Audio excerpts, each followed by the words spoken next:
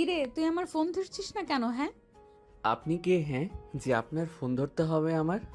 হাসালেন। কি? আমি কে মানে? ওই, আমি তোর ভবিষ্যৎ বউ। প্লিজ আপু, আপনি আমার সামনে থেকে যান তো। বিরক্তিকর একটা বউ বলতে বলতে আমার মাথাটাই নষ্ট করে ফেললো। ওই, তুই জানিস কলেজের সকল ছেলে আমাকে পাওয়ার জন্য পাগল, আর তুই আমার দিকে তাকাসই না। আরে বাবা, যারা তাকায় তাদের কাছে যান না। আজব, আমার কাছে কেন? প্লিজ আপু, আমাকে আর ডিস্টার্ব করবেন না, ওকে? ওই, তুই আমাকে আপু বললি কেন? আমি তোর ভবিষ্যৎ বউ, আর তুই আমাকে আপু বলছিস? হ্যাঁ, কি? কিছুই বুঝলেন না তো? আচ্ছা, সমস্যা নেই, আমি নিজেই বলে দিচ্ছি। যে দুজন ঝগড়া করলো ওরা হচ্ছে মুন্না ও সাদিয়া।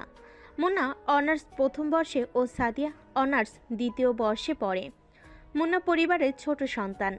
মুন্নারা এক ভাই এক বোন। মুন্নার ছোট আর বোন বড়। মুন্নার বড় বোনের নাম মিম। মুন্নার বাবা নাম শামীম। তিনি একজন সরকারি কর্মকর্তা এবং মায়ের নাম মুক্তি। তিনি একজন গৃহিণী। সাদিয়া ও পরিবারের ছোট সন্তান। সাদিয়ারা এক ভাই এক বোন। সাদিয়া ছোট আর ভাই বড়। সাদিয়ার ভাইয়ের নাম মেহেদি। সাদিয়ার ভাই ছাড়া তার এই পৃথিবীতে আর কেউ নেই। সাদিয়ার বাবা মা একটা কার অ্যাক্সিডেন্টে মারা গেছেন। সাদিয়ার ভাই এলাকার একজন বড় নেতা। সাদিয়ার ভাইকে দেখে সবাই ভয়ে থরথর করে কাঁপে। এই জন্য সাদিয়াকে কলেজের সবাই ভয় পায়।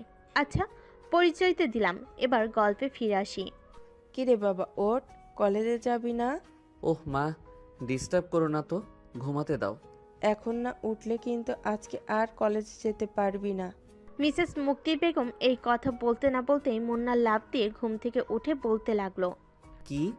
মা, তুমি আমাকে আগে ডাক দাওনি কেন? হ্যাঁ, আমি তোমাকে বলছিলাম না আমাকে 7টায় ডাক দিতে, আর তুমি 8টা 30 মিনিটে ডাক দিলে। কি বললি হারামজাদা? আমি তোকে 6টা থেকে ডাক দিছি, আর তুই বলছিস আমি তোকে দেরিতে ডাক দিছি?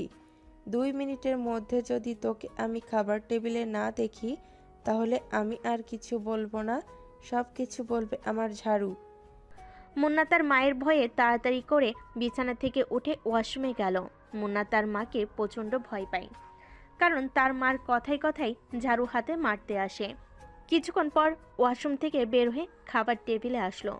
মা, মা খাবার দাও, অনেক দেরি হয়ে গেল, কলেজে যেতে হবে তো। এই নে, তাড়াতাড়ি খেয়ে নে। হুম। বাবা, কলেজে গিয়ে কারোর সাথে ঝামেলা করিস না যেন। আচ্ছা মা। আর হ্যাঁ, মন দিয়ে পড়ালেখা করিস। মিসেস মুক্তি যখন মুন্নাকে এইসব বলে, তখন মুন্না কিছু না বলে চুপ করে খাবার খাচ্ছে।